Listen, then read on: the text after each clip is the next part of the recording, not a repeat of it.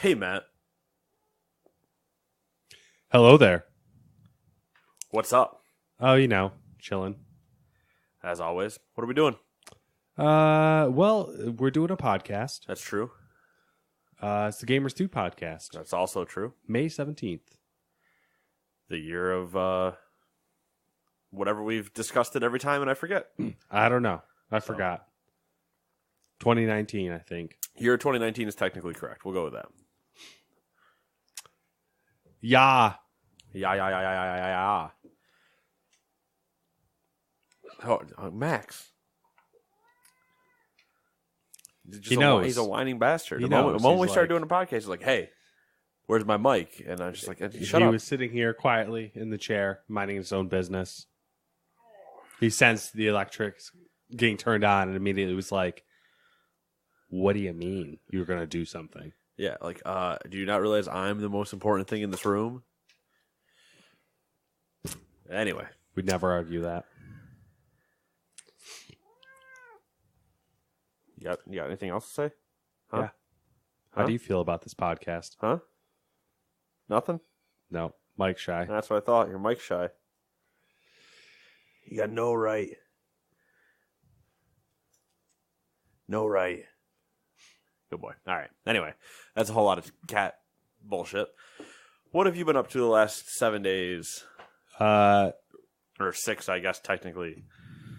Just, continuing my path towards dying. Well, it's a solid. So I've been sick, and today's probably the first day where I felt somewhat normal. 2 days ago, I randomly woke up and was like, oh, my eye feels funny. I got pink eye. Oh. And so, I was like, all right, I guess I have to go somewhere and get this treated. And I got medication, and obviously get the drops or the whatever. Was taken care of very quickly. That's been my life. I did the car thing I was telling you about earlier, fixing the car, which was a whole fiasco. And then that's about it. The most video game related stuff I have accomplished is logging into Uplay to claim Steep and to update the Division, and that's it. So that's the extent of it. Other than that, the routine, watching Star Trek Voyager with the fiance and finding 20 minutes every other day to keep up with the anime releases, and that's about it. That's been my life. Sad. I mean, I wasn't going to say it, but... Sadness. Someday it'll be normal again. I don't know that it ever was. That's fair. Well, I hope you have something to talk about. I mean, if we're gonna go into that, we have easily things to discuss. But I believe you mean what I've been doing, which goes by this list. Pokemon Go, obviously, it's a thing. Community Day is Sunday, and I need to text Dewey to make sure he doesn't try to bail on me because I'm stealing him for 3 hours and we're wandering Whitesboro. What does a Community Day entail? 3 hours. Ah. I think it's 3 hours for this one. It was for the last one. I'm assuming it's the same. 3 hours. The featured Pokemon is going to be Torchic, which evolves into my favorite Pokemon of all time, and as Dewey knows, the best Pokemon ever. There's no more discussion. Blaziken. So it spawns much more frequently. Bonus candy, bonus amount of them, shiny things, stuff like that. Just like a really increased 3 hour spawn rate for things. And so I need to find him, meet him at your house in Whitesboro, and then wander Whitesboro. Good luck. Oh, he's going to do it. Because if he doesn't do it, he is going to have hell to pay. Because he already bailed on me for the last one for Bagon to get Salamence because he was helping people move. And I think he was out west somewhere or whatever. Bullshit. Somewhere is gallivanting. Yeah, he's out gallivanting around the country. And he's not with me catching Pokemon like we should be doing. Someone needs to get their priorities straight. They really do. Anyway. Also the Division 2. That one is as about as much as you. I had opened it, updated everything, and then I did play a mission, so I guess I'm a step further. That's the goal this week, is to play the Division and creep towards readiness. Yeah, I'm still trying to get to 500. I'm at 493. I can only assume I'm probably at 470 something. I think we got you into the 80s. I thought. I don't know. I don't remember. I don't know. Yeah. Yeah. Ideally, be ready by the time they implement whatever, if they so choose. Yes. Then a lot of the show, MLB The Show. It's a lot of the show, but it's not as much as like the people that are only playing the show. The new content patch dropped today, so I have more things to work towards. But like the last week and a half, I've kind of been light on it because I had already completed like the goal that I wanted to. But now I have something else to go towards, so we're back at it again. It's never ending. Yeah, give me that baseball. And then I don't think I mentioned this last time, even though I had wrote it down, but I didn't go off my list. I played Tacoma. You did mention it, but you didn't say anything about it. Did I? Well, I'm going to say something about it. It took me about 2 hours. Okay. And it's a shoulder shrug worthy of a game. Interesting. I would have thought it'd be longer than 2 hours. I think I was 2 hours. I think it was maybe 2.5. And I was just like, all right, that happened. That was the thing. Interesting. It's time I don't have anymore. Like, it wasn't terrible, but it really wasn't remarkable. But maybe I was looking for something else, or thought it was going to be something else. I don't know. If I recall, pre-launch it was pretty hyped. Because it was from the guys that did Gone Home, which Gone Home had a total vibe to it and everything. And then it launched, and then that was it. Like, there wasn't really anything about it. I feel like the story it's an interesting story.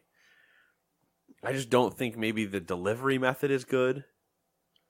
It's unique, but it's not good. And there's a lot of things you could easily miss.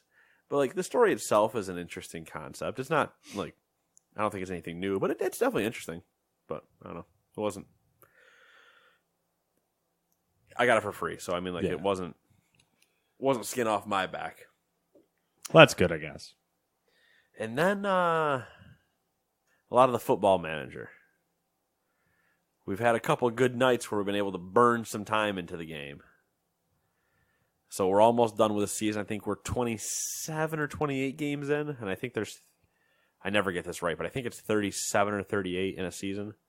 So we're 27 in, so we only got like 10 more to go. I'm still in Champions League. He's still in Europa Cup. So we're getting there. I'm second place, I think, in the league right now, and I don't think I can catch the first place team. The first place team was undefeated until they played me the last time, and I managed to beat them, but I'm the only team in our league so far to beat them this season because they're so unbelievably fucking good. It's stupid how good they are. Hacks. They only had 4 draws, the rest were wins. They were technically on pace for an invincible season to never lose. And I did manage to upset that factor. But then even then, them saying like, oh, we only had 1 loss all season is still pretty good. Yeah. I think I've got 5 or 6. But yeah, it's been an interesting transfer window in January for us. A lot of weird things kind of happened. I had offered a contract to a player. I'd already agreed to the club to give them money. Then I offered the contract to the player. And then the moment I agreed to the club money, 2 other clubs offered them money as well and negotiated a contract with him. And then he didn't choose my contract. He chose a different team's contract. And I just got pissy. It's like, oh, that's where you want to go, huh? You want to go play on a prissy team where you're not going to be the starting player. I see how it is. You'd at least started with me. Bitch, you are dead to me.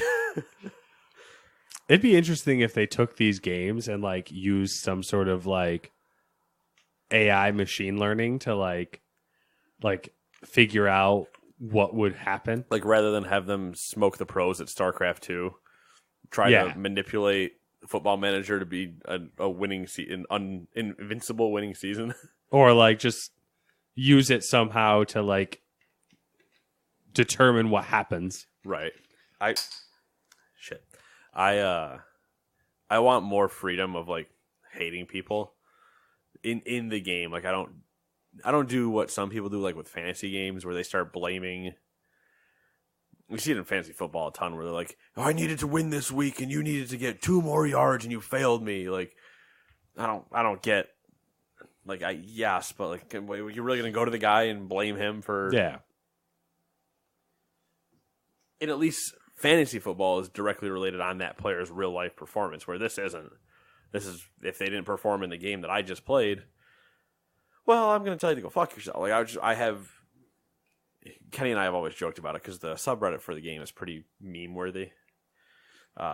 But we've always joked about it. If I don't like what my team's doing by halftime, like if we're tied 0-0 or we're down, I basically Vince McMahon myself into the locker room. Like that's just how we both picture my head coach walking into the locker room, like just doing the walk and then kicking over the first thing he sees, screaming a bunch of expletives, and then just walking back to the field and then just standing there and hoping they make a difference. It's like I'll sell all of you tomorrow unless you manage to pull this game back out. Some people have solidified their selling. One guy's wasn't playing too well. Next game out, and I needed him just as a rotation player. Next game out, he buries an own goal. You just wrote your death warrant. Gone. Wasn't dealing with it. See you later, bye. Sold him to China. Gone. Maybe that's what they need to do is to start like remembering grudges and stuff. Oh, sometimes they do. But you have to like really piss the player off and actually start the grudge. Like I had one, maybe it was last year sometime we were talking about it. And it was he wanted to leave. Romelu Lukaku wanted to leave and go to Bayern. I had him at scoring like 30-something goals by January. Like he was untouchable, dominating. And he wanted to leave and go to Bayern for better competition. Like you are in the best situation you've ever been in your career and you want to leave? And then when he left, I said, "You're welcome back at any time." And he said, "I'm never coming back as long as you're the manager." And I was like, what the fuck is this? Like nothing, never had we argued or anything. I had made him so good. And then I'm like, "You can come back whenever you want. Like, I don't want to lose you, but I understand. Like, so if it doesn't work out, I'll try to buy you back. I'll never come back as long as you're manager." Perfect. I'm going to kick your ass in the first game I see you in. I didn't see him in a game. We moved on to, I think, the next year, but... and then I've been playing Battlefront 2, the multiplayer. Weird. I played it briefly, and I didn't mind it. I kind of liked it. So I hated the single player. We complained about that when we did it. It was pretty terrible. Yeah, the story's awful. But it's still a pretty game. And then I was like, I'd watched Bruce play it on a stream. I was like, is it available in Basic, like Origin Access Basic, which is only $5 a month? And it was, so I was like, all right, you can have $5. I paid for it, immediately deleted or like terminated the automatic renewal. Yeah. So I have a $5 rental of Battlefront 2 on the PC, and it's been fun. It's been just like silly fun. Like, I'm not out here trying to go 45-2. I'm just having fun with it. Play as a Sith or a Jedi every now and then. I've played as Chewbacca a couple times. Played as Obi-Wan once. It's fairly low risk. Like, I don't know, for something about the game, maybe because it's Star Wars, but like, I never felt pressured playing it like I do other multiplayer games. Like, yeah, I'm just hanging out, having fun. Ooh, look, I'm a stormtrooper. Whee! Yeah. I can't hit anything. That makes sense. Like, it's what it is. Roast it. Boom. Suck it, Empire. Still reading The Mask Collectors by Ruveni Vilhauer. And then I've been watching sports. Hannah, Superstore. Hannah. That one looked interesting. I say that somewhat sarcastically. I think I'm through 3 episodes, 3 or 4, and I'm still not hooked. I'm still pretty positive I'm close to done. I think I'm going to give it one more episode, and if it does not fix itself, I'm just going to leave. How many are there? The first season's out. I think it's like 8, maybe. 8 or 10. But it's just like, it's not... there's a lot of the common plot hole problems that I have with a lot of things. The tell me, no, you're not ready, yada yada. I'm like, holy fuck! Just why is this the entire episode of her character? Other than we know that she's a crazy badass, which you only showed once. Like, there's problems. Yeah, yeah, it's not fulfilling. No, like the first one they showed after the Super Bowl that was available for whatever. You see the training of her. You see her be a badass, and then you see her get away. You know Dad was a badass because you saw that too. Yada yada. Episode 2, you have a moment of her badassery, then a whole lot of culture shock montage as she's thrown in with this just random family that finds her or whatever. So she's just hanging out and yada yada. Then she finds her dad either in the end of 2 or at 3. And then it's from there, like from that moment on, is all just her no longer being a badass. And I'm like, what is... Okay. Inconsistent. I'm like, just, you have this whole thing about her, but now you've pigeonholed her into doing nothing because you're trying to establish the other character. Like, I just... doesn't ring well with me. I don't like it. So, I'll give it one more, and then if it wins it, it wins it. If it doesn't, sorry about your loss. Yeah, when I saw the trailers and commercials for it and stuff like that, it didn't catch me. Like, it just seemed like it might be bland. Yeah. And I don't know that I don't think it's that I dislike that actress. I don't want to blame her because I don't think it's her fault. Because it looks like it's not like be a badass. It's just don't do anything. Yeah, which isn't the character's fault if you don't tell them to do anything. But yeah, that's what it is, what it do, what it be. But good news. If I didn't want to tolerate potentially bad entertainment, where could I potentially find some new good? Potentially good. Not necessarily guaranteed good. Just by entertaining names or hype alone. You could come to the Gamer 2 podcast and listen to the new release segment, which some of these games I've heard good things about. Ooh. Well, let me give you a 1 through 10. Number 1, A Plague Tale: Innocence for the PlayStation 4 and Xbox. Figment for the PS4. Rage 2 for the PS4, Xbox, and PC. Rock of Ages 2, Bigger and Bolder for the Switch. Sniper Elite V2 Remastered for the PlayStation 4, Xbox, and Switch. Undead Horde for the PS4, Xbox, and Switch. Bartender VR Simulator for the PS4, and Bubsy Paws on Fire for the PS4, Darkwood PS4, Xbox, and Switch, and Thief Simulator makes its way to the Switch. Yes. That Thief Simulator? That Thief Simulator. Interesting. Plague Tale Innocence. Yeah, Plague Tale Innocence was the one that I heard that's fairly good. I hear Rage were sitting around like 7s. I believe. Yeah. Which isn't bad. It's not. Yeah, the one review I saw said basically it's like a big dumb shooter, but in a good way. But we also knew that going in. Like, yeah.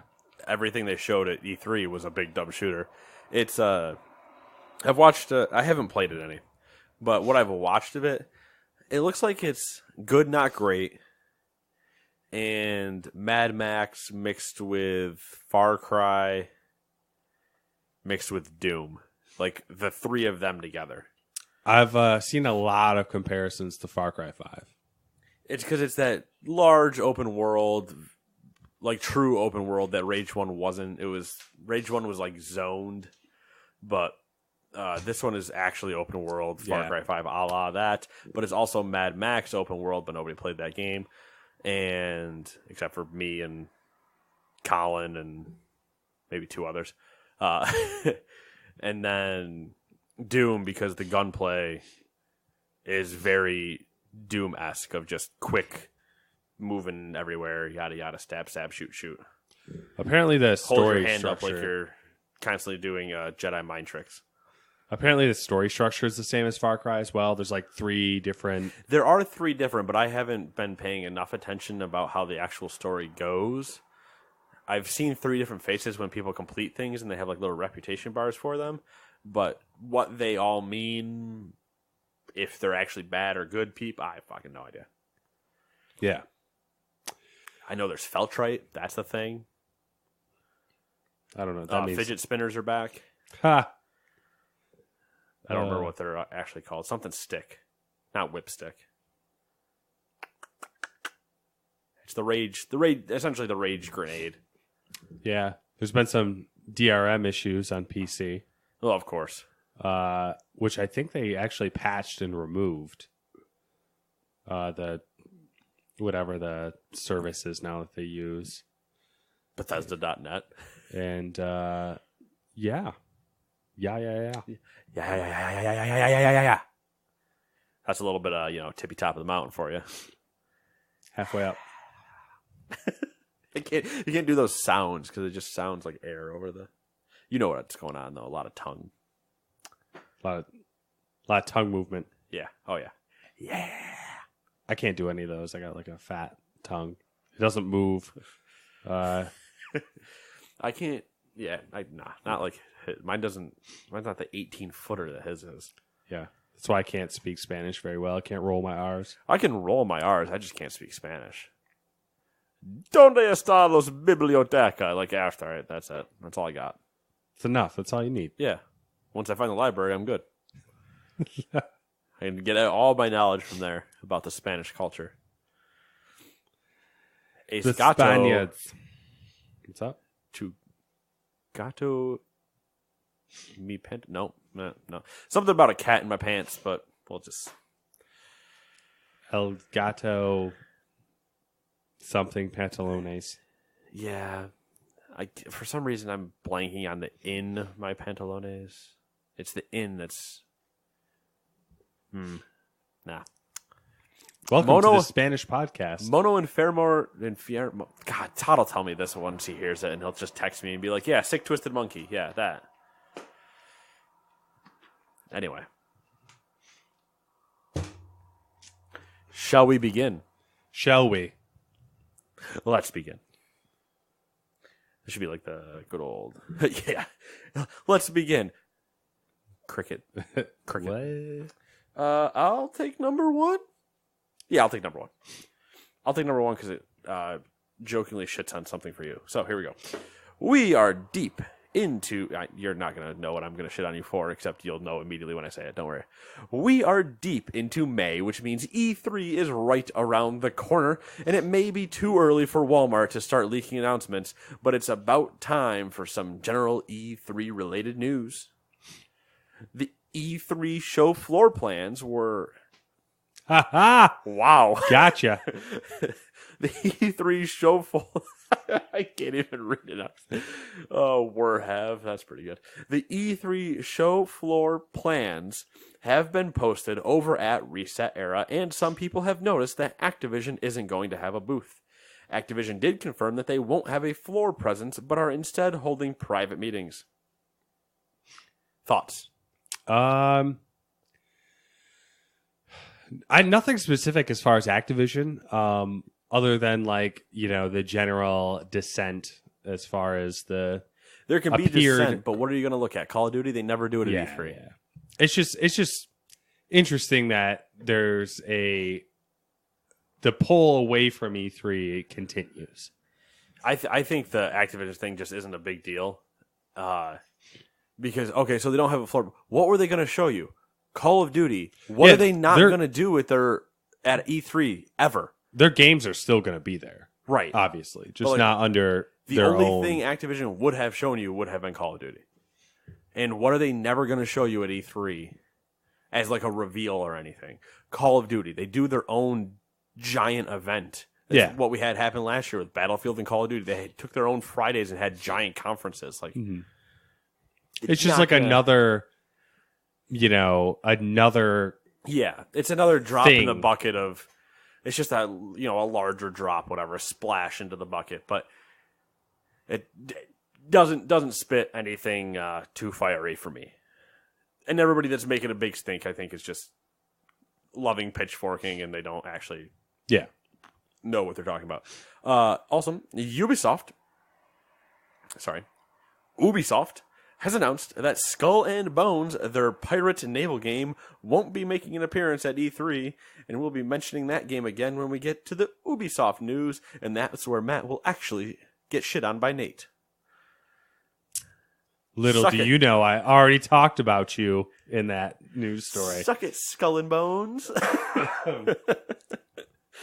The PC gaming show is returning, which I don't know why this is news, but it's being sponsored by Epic Games, which naturally has ruffled some feathers. Ruffle. That's more of why it's in there.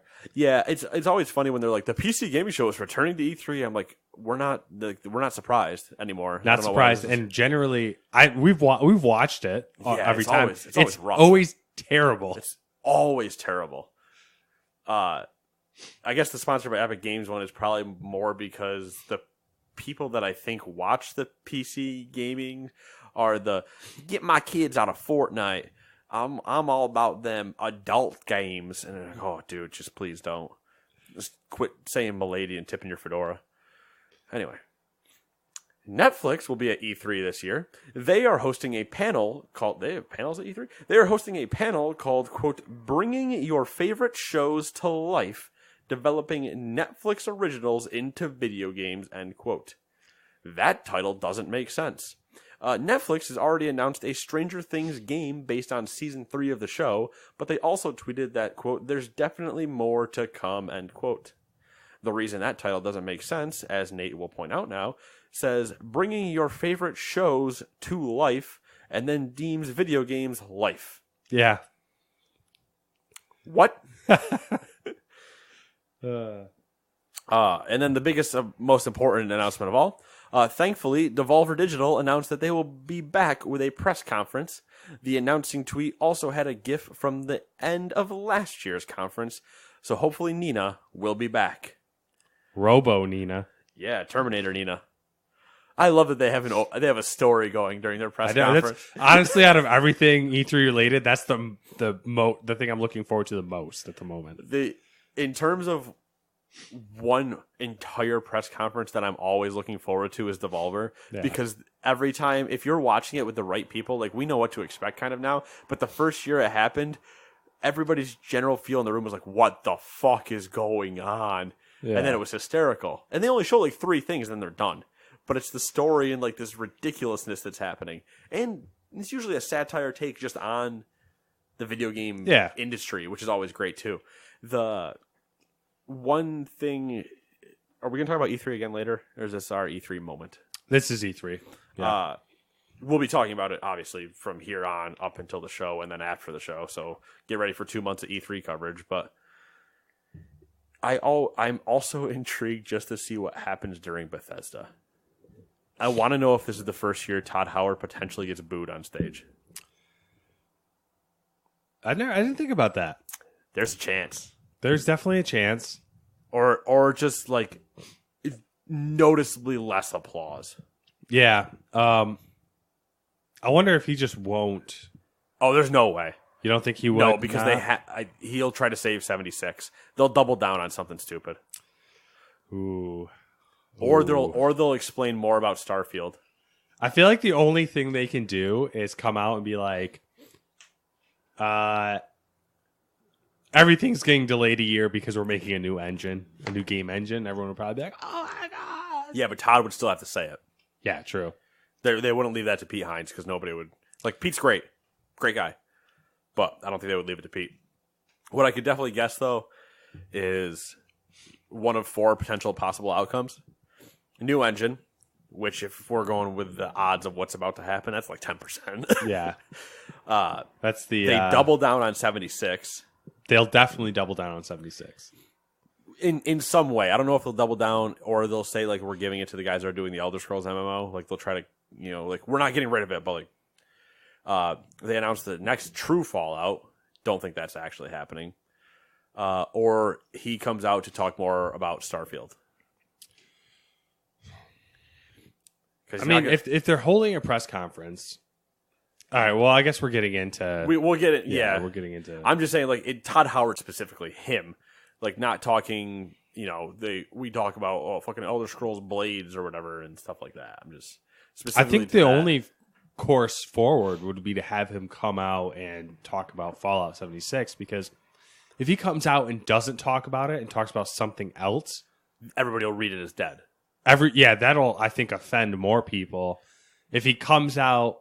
hits it head on, then there'll be the temporary, like, you know, you have to eat shit, but then you'll be fine after that. And normally Bethesda's pretty good about, especially with Pete's handling of the press conference, like when he's out there, and Todd are usually pretty good about joking about things. Like they knew the Rage 2 thing and they called it out in their E3 presser. So if you can have the same thing and, you know, discussing if Pete's doing a recap, right, of like their last year, he's like, it's been pretty rough. You know, this. But we always still do like pretty good things. If you guys remember that, like, there's a Doom coming out, there's this coming out, and like he'll immediately go, "This is bad. We have good." Then Todd will come out and go, "Haha, you guys remember that I'm an oil tycoon from Texas?" And then they'll do the whole thing about, you know, it launched rough. We hear you. We understand you, the community. We still look at all these numbers that say we have a bunch of people still active and playing the game. Here's what we're going to do in year 2. And then they just drop a bunch of path things that when we hit July, turns out everything got pushed back 3 more months because they were too ambitious again. How sick of the whole, like, we hear the gamers thing are you? I'm, like, so sick of developers and everyone going that route. Like, specifically sick of it from more people than I am others. As an overall thing, yeah, I'm absolutely sick of it because we're not... Probably 50% of us aren't complete morons. Yeah. And know that you don't actually give a shit. Don't actually listen. Or number 3, what people want doesn't make sense. But it's impossible to tell them it doesn't make sense. So it makes you look bad. Where sometimes I wish they would, instead of saying, "We hear you," go, "I hear you, but you're a fucking idiot." Yeah. There's a reason I can't do this, but they're never allowed that freedom to discuss what they're doing. There's a reason there's PR teams and yada, yada, yada. Yeah. But it's what it is. It's a mix. It's like, that's how they have to handle things. But at the same time, I also wish people were straightforward. Like, hey, I hear you. I know you really want this LMG, but here's why I'm not putting it in. And here's why shotguns do suck in the division. Like, yeah.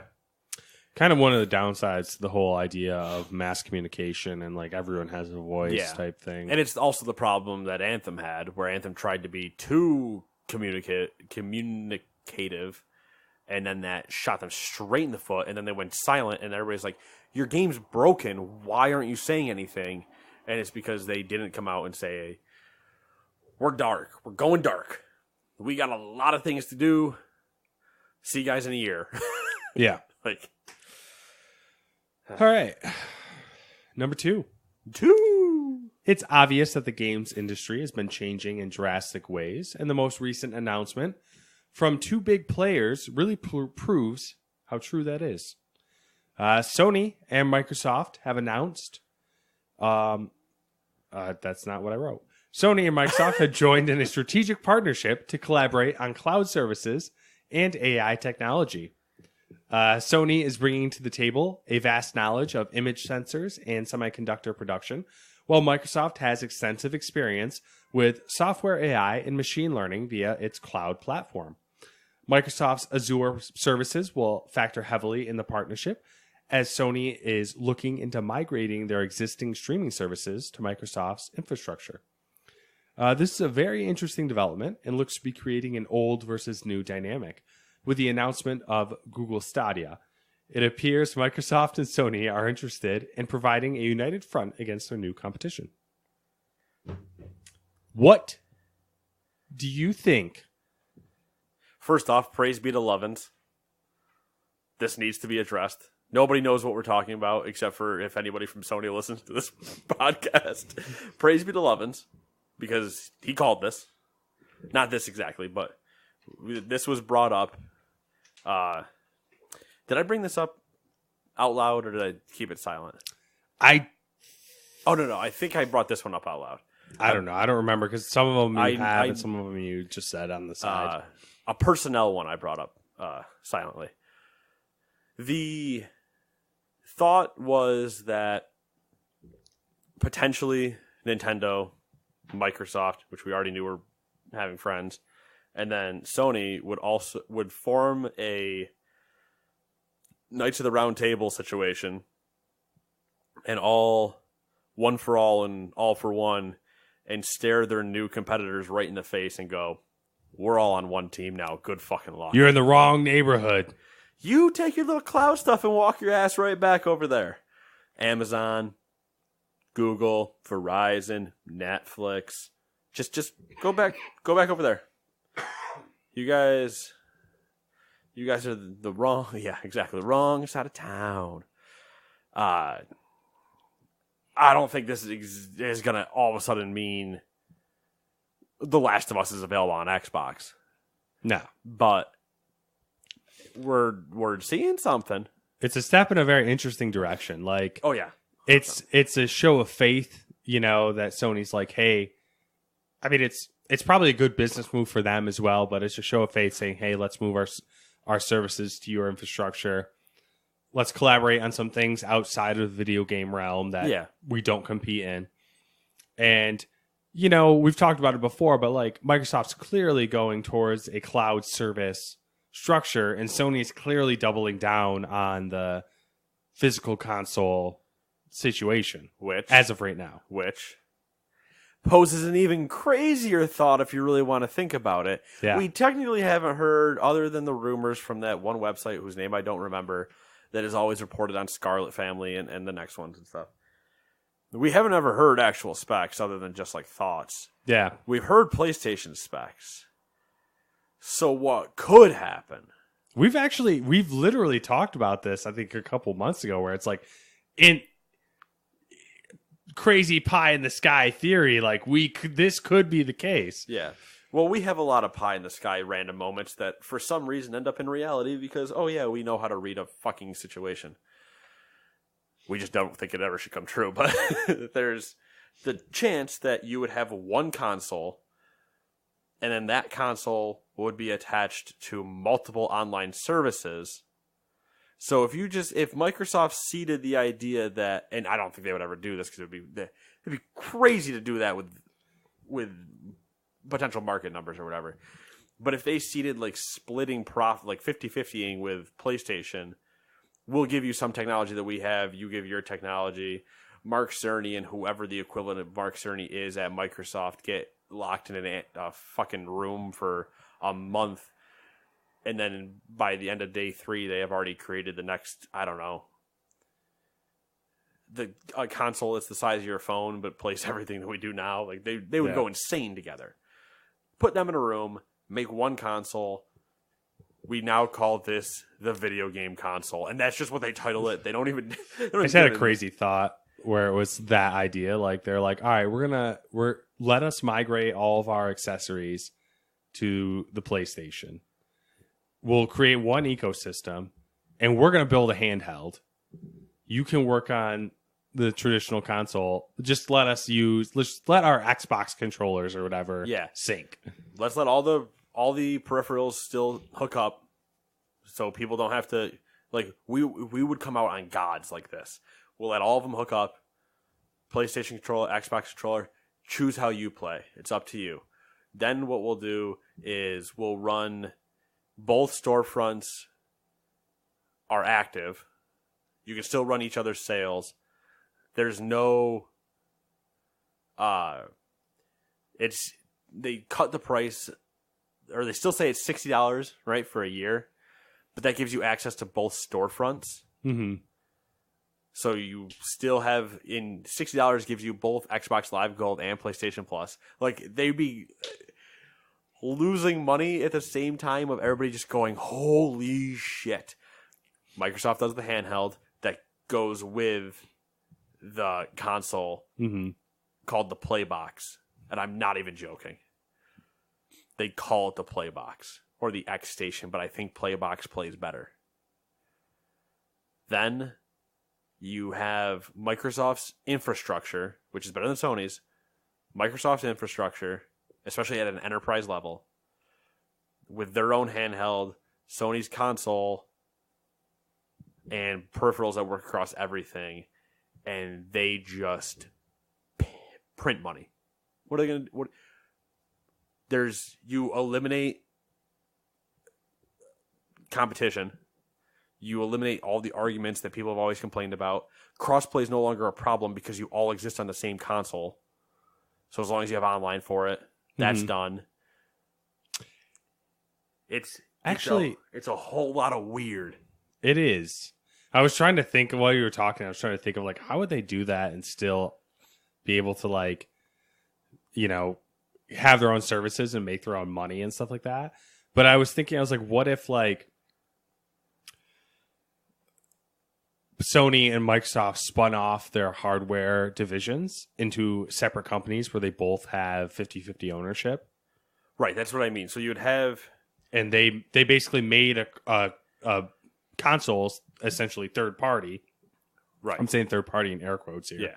And then there's just Sony Worldwide Studios making games, doing services, and then Microsoft Worldwide, whatever the fuck they call themselves, doing their own games and studios and services. So the way I would see it, they have to agree together on the one box, and then the handheld thing is not even necessary, but it allows them to have each have their individual parts if they really wanted to. If they didn't want their to own specialty, if they didn't want to completely collab on the console, like if for some reason somebody wouldn't budge or whatever. So say they still have the two hardware pieces, but it's the one thing. But this is where the saying $60, you have access to the online stuff, and there's two different storefronts. That still allows Game Pass to exist and still be an extra fee. And it still allows you to put Microsoft exclusives on that store in that service.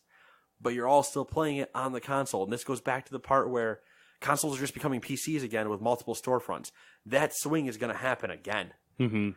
So no longer will it be console, in a 2-line race, or I guess a 3-line race, console plus storefront equals this column. It'll be console and then cloud options above it with multiple storefronts in it. So you'll have the Xbox store, which also has your options for Game Pass, which also still has all your Microsoft exclusives for your downloads and stuff, Halos and Gears of War and all that stuff over there. And then PlayStation still has their PlayStation store and yada yada that has Last of Us and Ghost of Tsushima and every other 19 fucking games are coming out with that are single player locked to themselves. Death Stranding and Days Gone and God of War and the other one that I can't think of right now, and then that one over there and Spider-Man and Uncharted and then Horizon 2 and I think I'm done. It's possible. It is a possibility. It's a long shot. But all I'm saying is, if somebody at Sony and Microsoft listens to us, and then it comes true again, we need jobs. Yes. And hey, if you guys don't want to do that, just give us crossplay. That'd be nice. It's a nice little gesture. A little crossplay. I'll even take cross progression just as a start. Yeah. I would love some cross progression. PC to PlayStation, whatever. Be glorious. That'd be a great start. But I think that's more a developer thing than a Sony Microsoft problem. Anyway, since we just waxed poetic about Microsoft, We might as well throw their game announcement in next. Minecraft Earth was announced today for iOS and Android devices. This take on Minecraft is an augmented reality game that takes cues from Pokemon Go, which takes cues from Ingress. There is a closed beta planned coming later this summer. Yeah, there's a whole slew of information out on the game if you want to check it out. Nothing. I think it was what a 10-year anniversary or something for. But I think that's only what is it? That's only 10 years I think on the Xbox, and it's been out for longer than that. I thought. Well, maybe not called the same thing or whatever, but I thought Notch had it for longer than that. It 10 years only put it in 2009. That can't be right. Maybe 10 years since Microsoft's owned it. No. They bought it. They bought it after that. I don't know. Maybe I'm crazy. There's a whole slew of stuff out on it already, though. Nothing set in stone. Just basic. They have like a short little 1.5-minute clip of like promotional material, and it looks interesting. I'm not sure how well it'll work in real world. Well, here's what I'm disappointed about, Matt. What? Ooh, cool, it's augmented reality, but if I put a block down, doesn't mean I can stand on it. So, disappointment. Can I dig straight down? I don't know. No, you never dig straight down. That, and the weird thing about it is, like, I don't get, like, you are supposed to go out and, like, to get things. Let me rip my mic off the thing. You're supposed to go out and, like, get things. Right. But, like, I don't understand how that's supposed to work. Like, so are you supposed to, like, walk places to get materials? Because, like... Probably, you have to go down... I'm not down with that life. You got to go down to the caves to go find your lava and your diamonds. And then every now and then you're just going to hear... And then you're not going to know where it's coming from because you're only looking at your phone. So you have to start... You're spinning wildly with your phone in your hand. Like, where is it? Where? Boom! Yeah, so... there it was. I'm definitely... This game is not for me. Obviously. Oh, it's 100% not for me. But I'm really hoping I can catch when somebody's playing it in the real world. Yeah, because I can still catch people playing Pokemon Go or Ingress, or especially when this new Harry Potter one comes out. Mm-hmm. Guarantee you're going to find people again. Oh yeah, and everybody will know. I did register for that, by the way. I had said I was like, yeah, that's not my thing, but I'm like, I'm curious. Just I'll give it a run. And just see how bad that goes. But watching people exactly for that reason, like. Do they put creepers in? Do they just make it like a creative mode where there's no spiders and you just hear that? And you're like, oh, where's that thing? And then you hear, and you're like, oh, all these noises. If you go out at night, are there just skeletons on your phone walking around? Spooky, scary skeletons? Who knows? The only thing that sounds alluring is the fact that. So am I going to be able to, like, I could build onto my house, like, with, put my phone, oh, that's my house there. Let me just fucking throw some blocks down. If we did this to our house, it would look like this. Okay, that's nice. You know what else does that? Amazon, well, not for the same exact thing, but like Amazon, you could just go to furniture and then say, see what it looks like in your house. Then it's not Minecraft, though. That's true. Especially with the yard that I have, I could build 2 more houses. There you go. Build and then somebody asked me and be like, I have 3 houses. And they go, what do you mean? And I go, look at this. You guys think you can't see this? There it is. What's wrong with you? It's in my imagination. I'm just in my lawn, just randomly like making door opening motions. And your neighbors will be real concerned. Is he going senile? Hey guys want some burgers? And I'm just like over a stove that doesn't actually exist. Fun times. Craziness. I'm killing fake pigs. Or killing real pigs that I thought were fake. Bacon doesn't pop up and start floating. Listen, if you kill a real pig, we'll figure out how to make bacon out of it. I'll go kill a real pig. Like, what do you mean figure out how to kill a real pig? They're not immortal. No, I mean like figure out how to make bacon out of a real pig. Like, I don't know how to butcher a pig. Do you know how to butcher a pig? I'm sure we could figure it out. That's what the internet's for. Yeah. You just need a knife. Just watch some YouTube videos. All right, number 4. I just don't want to kill it. Yeah. I mean, I will, but I don't want to unless I have to. It probably makes terrible noises. Number 4. Especially if it's the old way of doing it. Speaking of killing things, Epic Games Store is taking a move out of Steam's playbook by holding a site-wide sale event. They're calling it the Epic Mega Sale. Good name. And it has a decidedly Epic Games twist. The sale has your regular percentage off sales, but also a $10 off any game over $14.99 that Epic Games is covering. That means that Epic Games is eating the cost of the sale. As is customary now with anything Epic Games does, it hasn't been smooth sailing. Customers have noticed that some games have become unavailable after the sale launched. Vampire the Masquerade Bloodlines 2 and Oxygen Not Included have been temporarily removed from the storefront. An Epic Games rep said the following in an email to Kotaku, quote, "If a developer or publisher chooses to not participate in our sales, we will honor that decision. Paradox Interactive has chosen to not participate in the Epic Mega Sale, and the game has been temporarily removed from sale. If you purchased Vampire the Masquerade Bloodlines 2 during the period when the discount did apply at the time of checkout, Epic will honor that price." End quote. Makes sense. It's fair. Yeah. I'm annoyed by the name of that game. It's too long. I'm annoyed by the name of the sale. Epic Mega Sale? On the Epic Game Store? Yeah. Yeah, just too cheesy? Yeah, not even necessarily just cheesy. It's too... You confuse people. If I was like, dude, there's this Epic Game Sale, and you're like, what's it on? The Epic Game Store. And the people would just be like... If they don't know already, you're like, there's a game sale on a game store. The fuck is it? And like, no. Epic's the name of it. Like, it's not a descriptor.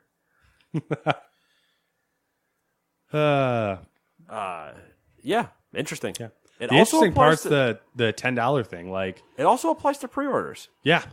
Because I went and looked. I was like, I'm curious. Does this apply to Borderlands 3? That's the... And it does. The Epic game twist is using their money to... Super leverage. Yeah.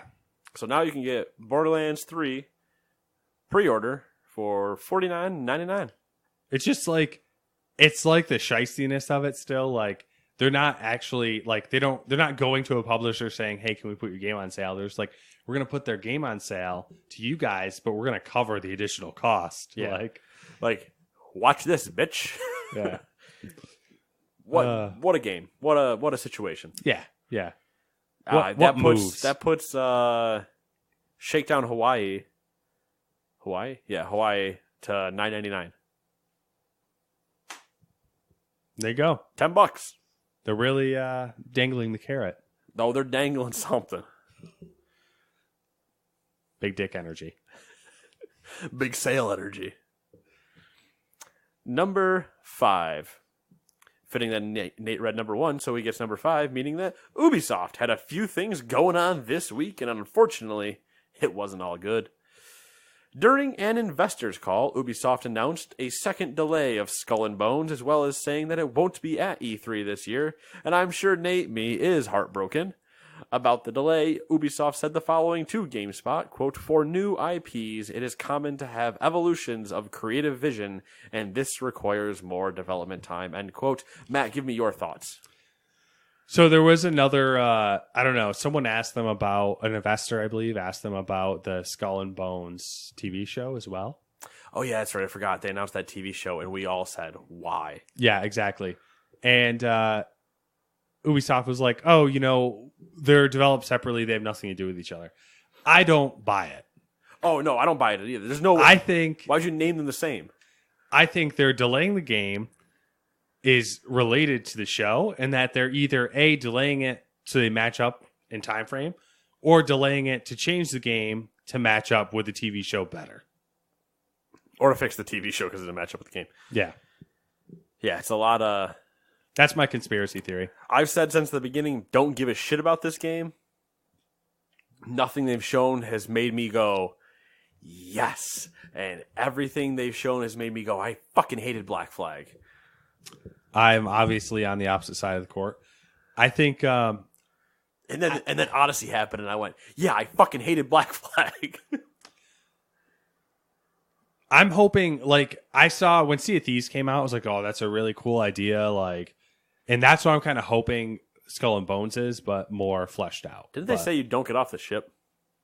On Skull and Bones? Yeah. I thought you were the ship. You are essentially the ship, but I feel like that's probably what's changing, is I think they're probably either I can agree with you. I could see how that could not work. There's no way that would be entertaining. All right, so we're gonna call you Bodie McBoatface, and you're a boat. Bodie McBoatface. Cool. What do? You sail around, and you like visit these islands. Can I like go look at the island? No. You stay in the port, and then you just like pull up a menu, and that's your vendor, and then you go back on the high seas. You're like, the ocean is a whole lot of fucking nothing, technically. What am I supposed to do out there? Other ships. What the fuck does that mean? Can I like board them? No. You pass by, and sometimes you sail into them or shoot them. What? See, what they need to do is take the Skull and Bones concept and then take For Honor and smush them together. We'll have a discussion. Okay. Depending on how this ends, we'll have a discussion because I will also hit my Ubisoft E3 prediction. I know prediction light mode. We've been skating really close to all those predictions the past couple episodes. Prediction light, LITE version.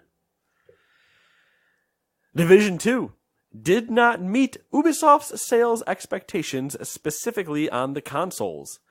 Ubisoft's CFO cited, quote, fierce competition in the market, quote, end quote, as the reason. PC, on the other hand, saw a sales increase of 10 times the original on the Uplay store. I assume it's also U, and not Uplay, I don't know. Technically. See, I don't even know if Ubisoft's correct. I've just heard it. Ubisoft is correct by them. Yeah. Because it's Yves Guillemot. Yeah. I love Yves. I wish I could talk to him. Because every time you see him anywhere, he's just like this happy guy. Like, I just fucking love games, man. Look what I'm doing. I just thumbs up, bud. Yeah. I'm just like, at the same time, I just want to walk by and just high five the hell out of him and be like, yeah, man, video games. Woo! And then just keep going and never say anything else to him. He has the same vibe that like all of the Nintendo people. Iwata did. Yeah. Oh, God, why am I blanking on Miyamoto? Yep. Like all those guys. You're just like, yeah, man, games. Woo! High five. And then just never say another word. Don't ask them about anything. Just get a sweet moment where you're like, yeah, I high-fived a fucking CEO legend of a company. Boom! What up, dog? And then just move on. Never say anything else. I'd be satisfied with that interaction. I think it was Lawrence said he was at a urinal at E3 and Miyamoto was next to him. And he's just like, I can't say anything because this is just way too awkward. But I got to piss next to Miyamoto. I was like, yeah. I'd be down for that. That would just be like a moment that I get to have. Good enough. Miyamoto has no idea who I am, but I get to have that moment of just like, yeah, pissing. It's also funny, speaking of the Division 2 not making its sales, that it didn't do as well as they thought on consoles. I'm really curious what the numbers sold were versus what their expectations actually were. And then when they said stiff competition in the market, if you're talking to investors, they must not be gamers that understand that Anthem fucking bombed. I think, well, that's the rub, I feel like, is that I didn't see any numbers anywheres. And I think it's one of those cases where their expectations were probably excessive, which we ran into talking about before. I can't remember what game it was, but there was a game that did extremely well, and then the company still was like... Yeah, so it wasn't in their expectation. I was like... What? Yeah, we both were like, what the fuck? Was it Capcom? I don't remember. And their number was like over 2 million units, and I think we thought they had projected like over 6 or something, or over 4, and they thought it was over 6. I think it was Capcom. And yeah, they said like 4 versus 6 or something. We're like, what are you talking about? That game was never going over 6. Yeah. I have the feeling that it did sell really well. It's just one of those situations where they were expecting. But like with the numbers we told you, it didn't hit. Yeah. But yeah, it's hard for me to believe that it's so. I mean, I guess there's been a lot of time between the original Division and Division 2 as far as PC development and stuff. But like, if it sold 10 times the amount on PC and still didn't hit sales expectations, like, but did you read the caveat there? The Uplay thing or what? Increase of 10 times the original on the Uplay store. Uplay store. Division 1 was available on Steam. Division 2 is not. Yeah, that was my first thing I noticed was like, all right, this is a play on words, kind of like you're saying that. I'm curious to see the first game sold how many on Steam, how many on Uplay. The second game sold how many games on Uplay versus Epic. So like everyone probably just moved from Epic to Uplay for purchases. Right. Yeah. So not horribly surprising technically, but good. Yeah.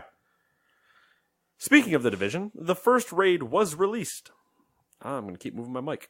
It took the first team of players 5 hours to beat it, and there's been a bit of backlash as there isn't matchmaking for the activity, even though it is and was implied that there would be.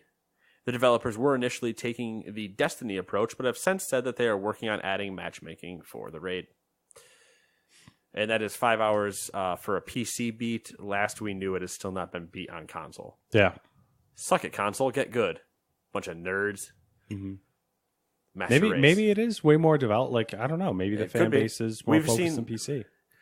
I wouldn't be surprised about that, really. But it's also, we've seen, it could be a weird balancing issue. Like we've seen that happen before where like the PC version had something in it and then the console version had like just something that was inherently wrong, or the reverse where like console it's easy but like no, on PC it's broken and we don't know why. That was the other thing that surprised me, was that their response to not having matchmaking was almost word for word what Bungie said about Destiny not having matchmaking for their raids. Yeah. And I was like, ooh, like why? Like, yeah. It just seemed like a really stupid oversight as far as like seeing what happened with Destiny. Right. And it was the same. It was the same. I've talked about this already with other people, but it's like you have it for everything else. Everything else in that game has a matchmaking ability. Yeah. Why did you stop here? Oh, well, it's really difficult.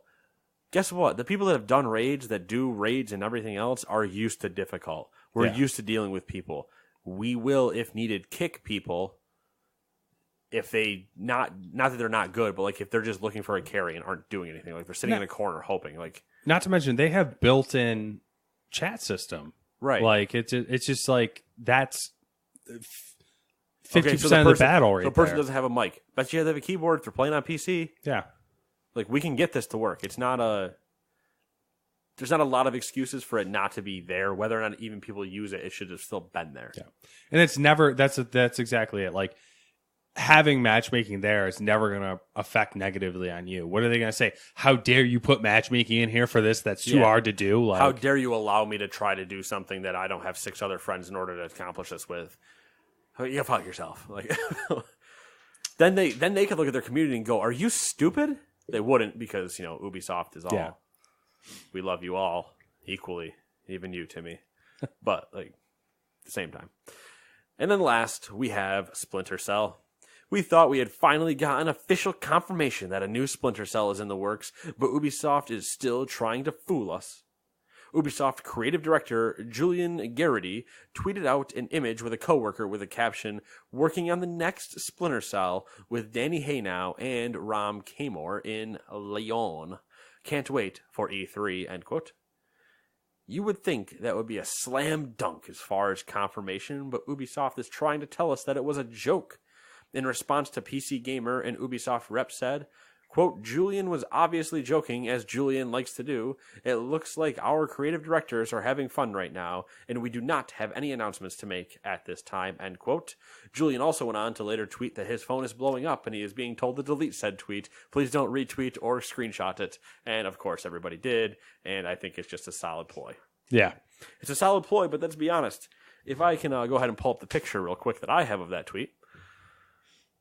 1 second, because this goes into what I want to talk about Ubisoft real quick.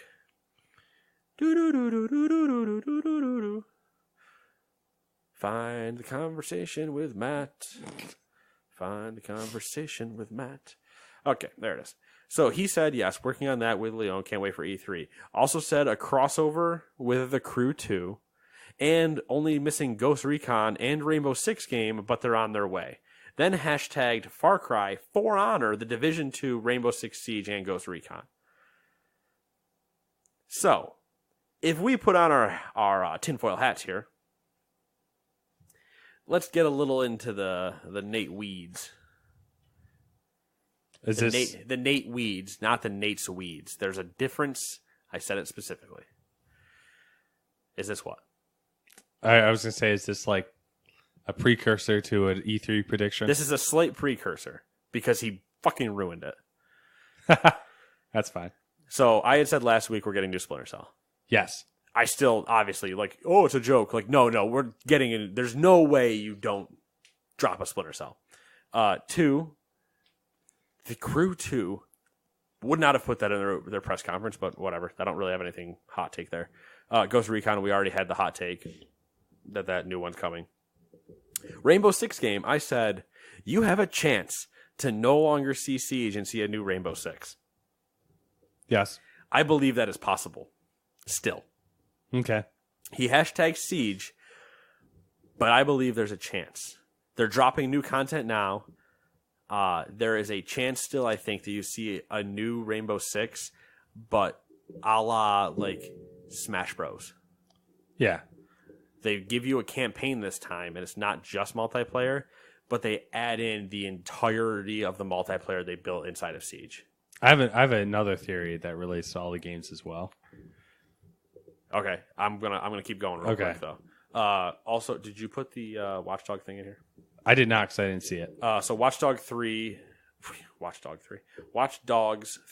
is apparently rumored to be showing its trailer at the E3. You asked me about Watch Dogs last week. I said no, too early. Apparently, I'm fucking wrong. So we'll see. I still don't think that needs to happen, but we'll see. Maybe they're taking the Bethesda approach and doing like, showing you multiple games in development that are several years out. Yeah. At the same time, like the more I think about it, it kind of plays into my theory is as well. But that's a side thing. And then I also do really like the For Honor mixed with Skull and Bones because I think they're going to sunset For Honor, and I think that's a great way to keep that community alive is to add it to Skull and Bones. I really like that idea from you. Mm-hmm. Good job. I applaud you. Thank you. And then Far Cry Division 2, Ghost Recon. Yeah, that's it. We'll see more Division stuff and stuff like that, but that's I'm just gonna no spicy takes. I'm gonna say it here because I'll probably forget in time for E3. That's all right. You at least know what episode roughly you need to come back to. No, you won't. I don't know if you remember, but a couple years ago, Ubisoft, what's his face there? Eve? Yep. And they were talking about how they see like cloud services and whatnot as the future. We've talked about it a few times, yeah. Yep. And like they said, I don't know. I don't think he said it in an interview or anything like that. I think he said it later on in like a he said it investor thing. Post E3. Or no, pre E3. Yeah. It was pre E3 last year. When everybody was, or last year, 2 years ago, when Game Pass was starting to get its big push. And his thing was like, I think there'll be a time where all of our games are going to be able to be played with each other, and they're all going to be like, you'll be able to access like,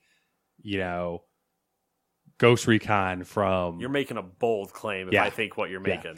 I think there's going to be some sort of integration, or they have a service or something on the way to where they're trying to get all these games to interact with each other in some fashion. That's like the they theory. all exist in the same universe is what you're saying? Yes, but more than that. Like, because I think we can... Like Ubisoft Game Pass? That or the possibility that you get something kind of innovative. I think I could agree with you if it was... We'll see. Yeah. We'll have to flesh it out more. I have my own. To quote Tim Geddes, Gatorade get hype moments for Ubisoft's E3 press conference in my head. A couple of them are interesting. Oh, they're interesting. All right. Okay. One of them might already be true, so I have to make sure that's not actually a hype moment. But yeah, they're up there. I think I'm going to re-up my Splinter Cell name. Whatever I named it last time. I don't remember. We'll have to look it up. Retribution? That might have been what it was. I don't know. It was like Blacklist, Conviction. I think I went Retribution. Anyway. We should actually do a thorough like pre-E3 podcast and get together and like sit down and like hash out our E3 predictions instead We of should air our grievances. well, like, you know, Should we have Festivus in June? either like do something. Anyways, we'll No, just, I agree. We can definitely do that. I can talk all day, so yeah, we're good. number 6. Siete. That's We've 7. talked about I'm a fucking idiot. I shouldn't do Spanish. That was 7. Careful. Don't. that. Yeah, this mic almost got showered and sub. Good thing it cost $20. We've talked about World of Warcraft Classic a few times. No. So I suppose it's fitting that we should let you know when it's actually releasing, which is Todd. August 27th. If you're listening, Todd. Oh, he already knows about it. Todd. It was August 27th. He's probably signed up for the beta. I think we weren't sure, but we are pretty sure they limited it to people with active subscriptions, which we do not have. Yeah. There's a beta program already running. It started May 15th. Yep. So you may already have access to it. Invites for the beta will be increasing through to July, presumably for stress testing. I saw there was also a new cinematic. I don't know if you want to I did see the new cinematic. I love their cinematics. We also all called this, and I am also not happy. Okay. I will look forward to getting the briefing on that after the podcast. Or you can talk about it now if you. No. I'll talk about the classic. I'll talk about classic first, and then I'll talk about classic. Then I'll touch back on the cinematic. Yeah, did you guys hash out your plans yet? Is he still flip flopping? I love him. Great guy. Best man in his wedding. He can't make a decision if I told him to run out of the house because it was on fire, and then he had a different decision he had to make. He'd probably fucking burn to death. But I think we're getting somewhere. Okay, that's good. I don't think any decisions have actually formally been made. I mean, is it? But now he has a date by the time he needs to make a decision, so that helps. Okay. It's no Definitely longer Horde. floating. I'm assuming you guys aren't questioning that. No. Going He might question Alliance. So it's really up, and it's all up in the air. I am going with his. I am deferring to him because he is the one that's done all this level testing to figure out where his optimal paths are and stuff like that. So he'll know what faction we should be to do what. Yeah, but won't they have I'm assuming someone's got... there's a mod for that already, I'm assuming, right? For from pathing. There's going to be sub mods, but I don't think it's like stuff like it's fully fleshed out. Yeah. And even then, it's still a... like racials playing a part and classes playing a part because certain classes are locked to certain factions and stuff like that. So it's going to be interesting. I'm deferring to him completely. I want to play Horde because I fucking hate the Alliance. That's just who I am. I should have a Horde tattoo straight on my forehead and then just walk around and people go, "What's that?" And I just scream Loktar Ogar and then I walk away. Blood and Thunder, Zug Zug, whatever. Just some orc line and then just like give him double middle fingers and just keep walking. But I'm kind of looking forward to it because I think I'm going to hop in and play for a month. And then shit. Shit, boys. This is not. I did not see this coming. WoW Classic is like the original WoW Vanilla is like what I'm familiar with and why I dislike it so much. Yeah, which is what you're about to do. If you which say that. That's what I think. I think I'll play for like a month. Do a month subscription, play and be like, oh yeah, this is why I don't like this, and then stop again for nostalgia more than anything else. Also, they released a 15th anniversary WoW like box edition again. Collector's edition for Classic, you're saying? I don't know if it's for Classic. It's just I think it's a collector's edition box for the 15th year or whatever. But it has a Ragnaros statue in it that looks pretty awesome. It's $100 for the class. I can't find it when it's in stock. That's the WoW Classic collector's edition. Yeah, and I can't ever find it when it's in stock. I just want the statue. Do you want one? Yeah. Okay. Is there one at Target in the back room? I don't know. I'm just saying okay. If there's one in the back room, I'll drive down in the morning. No, I mean, if there was, I would just... Are you lying to me? I didn't even realize that it was on sale already. I thought it was going on sale later. No, pre-order. I think it's delivering later, but pre-orders have been going up. Dude, some of the WoW statues that are nuts. The Sylvanas one, Illidan's, but those ones are the $300 ones. Yeah. Those are the ones that are like ceramically beautifully done that I would love to own, but I have other things that $300 can go into first.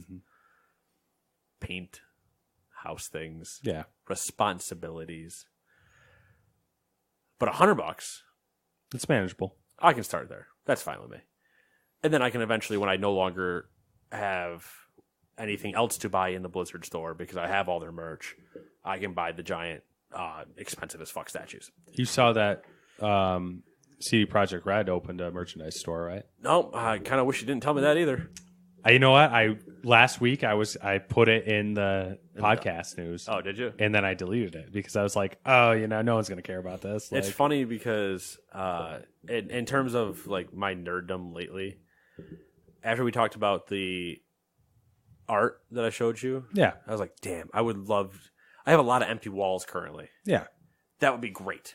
We have a mat cutter, so we could exactly. We cut some mats. We make them look real nice and fancy. Yeah, it'd be all real pristine, actual wood frames. Ooh, nice touch, like it. Sexy. Exactly. But, and let's be honest, it gets a little bit of pinky out class going around this house. You're drinking a soda can, pinky out. Look where you are. This is a beautiful home. Now, that being said, you also see what's behind me of mostly just Funkos. Yeah. I should bring over my couple of amiibos. Darth Malgus statue from my collector's edition. Why? Because I have your fucking Obi-Wan and Grievous still in the studio out there. Oh, yeah, that's true. I forgot those are out there. Yeah, but those are out there, not in here. That's true. They're not mostly because special enough. Mostly because they're also yours. I forgot they existed. Yeah, they're out there with your original Nuka-Cola bottle. The empty one. Oh, okay. It's out there. I was going to bring the full one over because I don't know what to do with it, and I know you have your shelves, so... Yeah, and then I have that entire section that I debated actually putting an L bookshelf situation in, and then just collectibling it. Mm-hmm. Anyway, this is all house talk that nobody gives a shit about. Yes. But what I was saying was, after the art stuff, and I've been seeing all these statues lately, and I'm like, damn, these things all look really cool. The black, Ghost Recon's black. What the fuck is this new one called? Breakout? Breakout. For some reason, I want to say Blackguard, but I think that's something else. I think it's Breakpoint. Breakpoint. I think, what is Blackguard? Elder Scrolls? No, it's something else. Anyway, different game. That's not the point. That's the phone game I've been playing.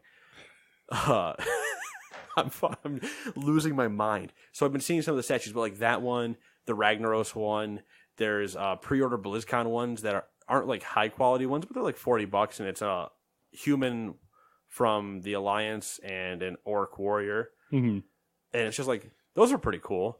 And then it's the Warcraft ones. You get some other just nerdy ones of like Batman and stuff like that. I'm like, I would love to basically have a Think Geek setup where that section is just like glass cabinety, sweet collectibles, not actual cabinets. 'Cause I don't want doors on it, but just sweet looking collectible stuff. I'm a fucking nerd, man. What do you want? Now, if you do it tastefully, I think it's still exactly. Don't good. do it tackily. Now, to quickly discuss the cinematic, I want them to make a movie in cinematics. Like, I'm really surprised they haven't. I know, it kills me. I think they're going to do it. I think they're going to do it with Overwatch, but not WoW for some reason. When they did the Warcraft movie, I liked it. If you know the world, it makes sense. But I also can understand where that was looked at from a lot of people that don't know the world, and it just doesn't make any sense at all. So that recently came up again in some other stuff I was looking into. So you know how I don't know if you saw the hubbub on Netflix about I can't remember what movie it was, but like it was The Wandering something. There was a movie that was put on Netflix that had no fanfare whatsoever. And it's the second largest grossing movie of the year so far. Oh, okay. And it's a Chinese film that did crazy numbers in China and overseas and stuff like that. And the only thing that's beat it so far is Endgame, obviously. Right. Nothing we've ever heard of because apparently the movie's so god awful by American standards that like no one would ever watch it. Yeah. Which apparently that's like a whole phenomenon. Like the Warcraft movie, for example. It killed in China. Yeah. Didn't do well in the US, obviously. But overseas, China specifically, it murdered. Yeah. They loved it. Which is funny to me. Like, I'm surprised that one, bigger nerd culture, and two, evidenced by your first example, why you brought this up, I think. Mm-hmm. They have a lower level of what they look at as critically good films. Yeah. They're more about like the blockbuster hits. Yeah, that's which is Fast and Furious kills over there. Yeah. Kills. Transformers killed over there. I think the upside for us is I think a lot of movies that we wouldn't normally get to see, like for example, if they did a cinematic WoW movie, that prior to the China market existing, no chance of that ever happening. Right. But now I think with that market, like we might actually see something like that. What kills me is like this cinematic is so good. It looks so good. All their cinematic. Blizzard has probably the best cinematic department, bar none of. Oh yeah, like it could rival Pixar.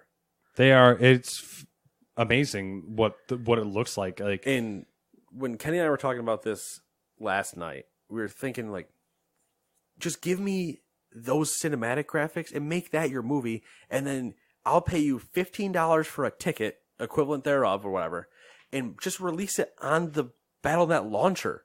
Put it right on there. Don't even bother with the fucking theater. You're fan servicing this entire thing. You're not here to putting a Warcraft movie in theaters is not going to bring people to play World of Warcraft. That's not how that works. Put it out there on the launcher. If you have a active WoW subscription, you can watch it that way. Otherwise, it's $15 straight up for a one-time purchase, and you get to watch the movie, and you have it on the launcher. Deal. You could tell so many stories that way. Actually, like, fleshing out the entire Lich King storyline in a movie, and fleshing out all these things just in, like, beautiful 2.5 hour long animated cinematic fucking... Like when I think about it, I'm just like, oh my god, this is just money, easy money. Maybe not easy money, but you know what I mean. Like it's an idea that doesn't lose money. Yeah. But what I am pissed about the cinematic is because it's what people called when BFA went into horrible just shit show mode when the story's trash and all this other stuff, and we're like, oh, I wonder how they're gonna save it. Oh yeah, Thrall. They're going to try to just bring him back because he's still Jesus, essentially. And they'll just try to bring him back, and we'll have this whole, Thrall's back. Woo, yay, let's go. And I'm like, no, please don't try to do the writing this way. No.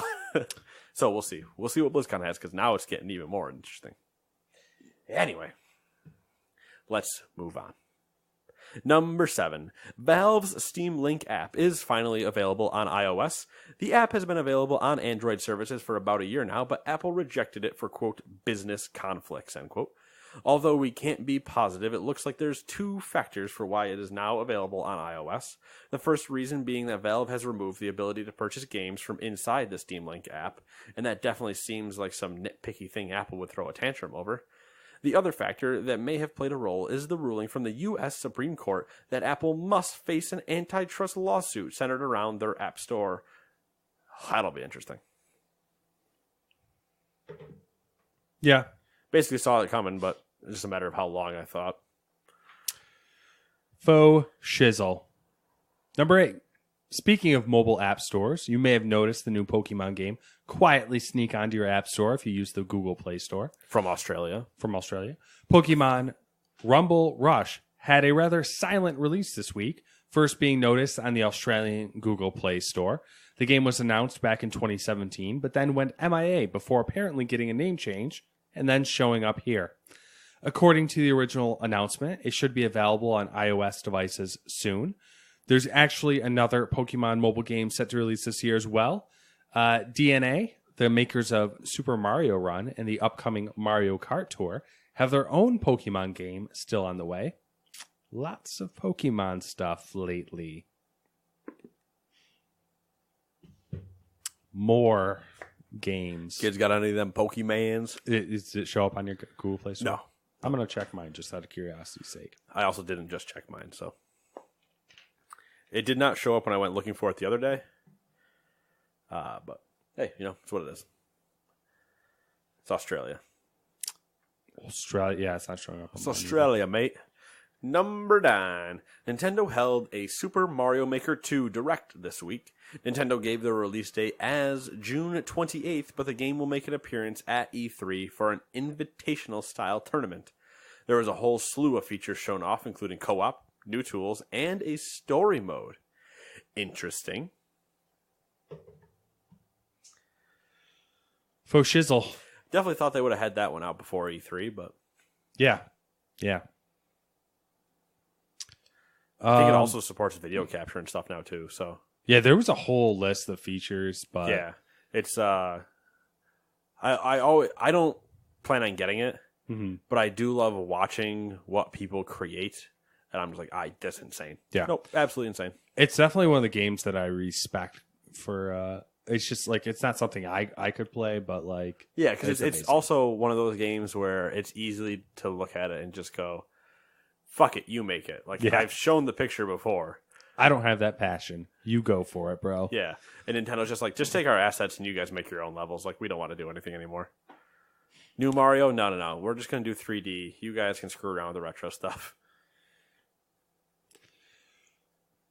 All right, final news story. This is a fun one to get you all heated up, pissed off, or like just irritated. Not really that bad. I'm just curious how annoyed it makes you. You may remember that there's a Batman movie in the works. I might surprise you. From director Matt Reeves. Well, it looks like Robert Pattinson may be the new Batman. According to some publications, he's top choice at the moment. Thoughts?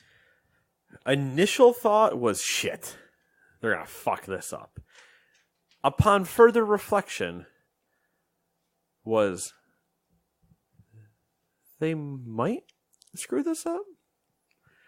And I thought about it. Why, what do I want out of my Batmans versus what I want out of like other characters, or other people in certain roles and stuff like that. I don't know. I'm hoping Pattinson's grown up. You know what I mean? Like that he personality wise, like has evolved out of Twilight, has evolved out of this. I can tell you assuredly, he is a very, very good actor. That's not what I meant. He does all of the movies he does now are independent films that are like very character heavy, and like he literally range. Yeah, he has crazy range. Okay, which is good because obviously Twilight's its own problem, but if it was like whiny bitch mode Twilight him, I'm out. I'm done. I need slightly rugged, not like slightly rugged, like dashing, but like tight together. He's this. He is a stern businessman and also just a fucking psychopath. Because Batman's technically a psychopath. He's just on the correct side of psychopathy. So the other part of this that I found interesting I also don't know how he would do the voice. I want to be real clear. I can't picture Robert Pattinson doing the Rachel. Well, where is she? Which way are the drugs going? The Batman this is supposed to be a detective Batman. Yeah, which is also scaring me. I thought you would like that more. No, because potentially Detective Batman means it's Detective Batman to me is also what I'm scared about for Joaquin Phoenix's Joker, where it's all just going to be this slow, melodramatic, like no action. We're just going to be a lot of story, and like our action out of a 2-hour runtime, we will have 10 minutes of action maybe, but it's going to be a lot of like, look at this character and look at what Batman goes through in an emotional state when he's not just tracking down these criminals, but he's having the personal touches of trying to deal with the commissioner and have these moments of, and I'm just like, oh God, no, like that just scares me so much. Oh, yeah, I don't know. See, I'm assuming it's going to be not exactly what you're saying, but it's going to be, I think, a slower, like, don't get me wrong, noir film. Is the Dark Knight super memey and funny? Of course it is. It's great. But see, I think what might make it interesting if he's just fucking crazy. Right, but that's also there's precedent for that, but that they would not do. They can't do that in just a Batman movie. That there's side stories where Bat just goes insane. But you see it like remember the bank scene or whatever when he shows up and he's like, "Don't have your men contaminate the scene," and then he like cuts out the bullet hole and then just leaves. It's like that's basically what I'm picturing because the only other way that works in a movie by Batman standards is he shows up first, completely surveys the scene, and then is gone and usually calls it in. Yeah. Like, he doesn't usually show up with the cops. So even then, you're like... See, I'm thinking Detective Batman like Christopher Nolan did, where he was not so much fighting people, but when he was going around trying to figure out what they were doing with the fucking drugs in the water and stuff like that. Like, yeah, and following the bears and all that crap. Yeah, and even then, it's like, it's still... You can still do it, but to do... You'll scare so many people if you're doing a Batman movie. And one, there's not a villain, like a notable villain. And then two, there's not actually action sequences when they have to deal with each other. Like, if it's the Riddler, is the only way that they get away with it. Where, like, Batman has to do puzzles. What comes out of the barrel of a gun? Injustice. No, you son of a bitch. That's just what I picture it ended up turning into, is them trying to get him to say things and him just being like, a small boy's Sunday trousers. And you're like, oh my God, did you say helicopter? Oh, I'd already tried helicopter. And it's all just Pete fucking Holmes, college Batman, or college humor's bad man. Like, that's all it is. Scares the hell out of me to do a focused detective one. Now, could you say that you take, like, Dark Knight Rises and put more detective stuff in it than just this popcorny watch big man fight smart man? Mm-hmm. Of course. You definitely do that. You can put more stuff in. But to say that you're going to do a detective movie... What if it's is a really, like, weird call? Or weird what if it's choice. like the video games? I don't understand how that works then. That doesn't make sense. So, yeah, I'm not gonna get into this. I'll get into this after this with you. But I had a conversation discussing how you could do Batman video game into a movie, but it's a hard sell.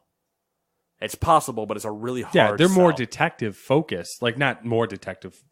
They get less detective as it goes. Yeah. The first one, though, is like... Asylum is detective. City went noticeably less detective. And then Night and everything are just like, what's a fucking detective? You have a tank. Boom, boom. Yeah. Okay. So, we'll talk about it after. I do have one question for us. Okay. From our listener question section. And that would be... this is from Not Frank, by the way. This is a follow-up to one we've had before. And it's to be specific. What do you think of Mountain Dew Amp Game Fuel? Not only taste, but does it help gaming? Jazz hands. I don't think I've ever had it. Now, there's numerous iterations of Game Fuel. There's numerous iterations of Amp Game Fuel as well. Yeah. So Game Fuel originally, for my knowledge of it, was, I think, Halo 3. That was when it was orange, right? Yes. And then they released the World of Warcraft ones, where it was orange and a blue one for a Horde and Alliance. Now, Game Fuel was good, the Halo one. Drank many of it during Halo nights, because what else do you do except go get a 12-pack of Game Fuel when you're playing Halo with your buddies? Exactly. Then I played just WoW. did Pepsi and Mountain Dew, but... Game Fuel specifically. And then when I did WoW, same thing. Hey, I gotta play on that question. I will finish it in a second. Okay. Does it help gaming? No. No. It's just soda. It's just soda. That's where I'm going with this. Have you ever had an instance where a substance has helped you game that you can recall? I have two specific instances. Are we talking Could be any an substance. edible or drinkable substance? Or are you Could be talking anything. like? Because I know I'll give you my example. I've never used like the gamer grip stuff, but that's immediately Yeah. what I was thinking. I was like, I don't know. I was thinking of something you consume, but Okay, that's what I was actually like consume or. So go ahead. High or when I was in the second one, I won't actually. I'll do them in chronological order. We used to do Halo nights where we do 8v8 capture a flag, and every weekend, every Friday night. I never had that many people. We just all 4 people played on one screen, 4-person split screen. It went into big team battle and just started playing. It was an event. It was an event. People would bring TVs. There was a whole thing. Man. We did it at. It was my friend's house in Sylvan Beach, and it was a very big house, very nice. They had 2 living rooms. We strung Ethernet cables. I have gone to one of these houses, not a Silver Beach, but same situation. Mm-hmm. We had probably 16 people in that house. Everybody on TV. Oh, it was good. It was Good great. fun time. I finished third, I think, in that night. So it was. Long story short, I went one evening and I had smoked with one of my friends, smoked some weed, went high, obviously. And I get what it all means. I'm just saying, I'll paint a picture here. All right. And I have the tendency, I still do now when I play multiplayer games, where I get too jumpy. And it had the effect to where it calmed me down, and it was probably the best night I ever played. I was just straight fucking smoking people. And so there was that one. It's a smoke joke. Hey-oh. And then later on, probably, I don't know, whenever Gears of War came out, we did this thing called... It depends on which one. First one. Well, actually, we did it for all of them, probably. But we did this thing called Beers and Gears, where we'd play Gears of War and drink beer, obviously. I like it. I like the... That's a solid, well done to younger you. Oh, yeah. Hell yeah. We'd be like, text message, Beers and Gears? Yes. So we'd go to my friend's basement. We'd we'd drink, we'd play some games, and there's always the curve, you you get up and then an immediate down. Where like you're drinking, you're doing good, you're getting better, and then you hit a point and you just crash. Yep. And that's Beers and Gears. And most alcohol-related events. Yeah. Better? I don't think there's anything I've ever consumed that's made me better.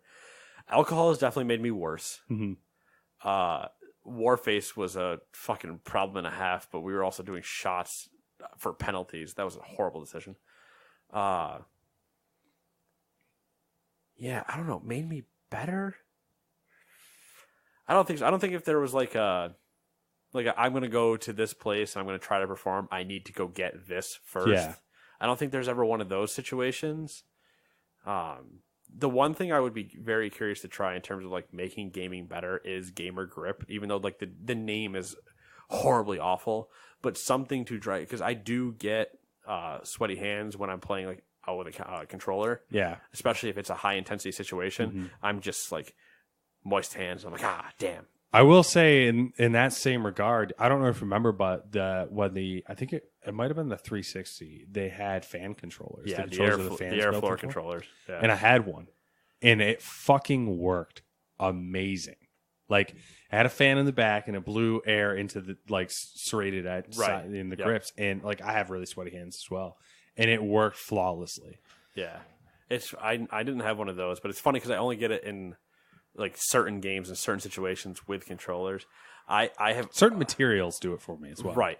I have also noticed myself like sweating during FIFA, which sounds really just like sad when you think about it. You know what I mean? Like, yeah, I'm playing a fucking video game, but at the same time, it's because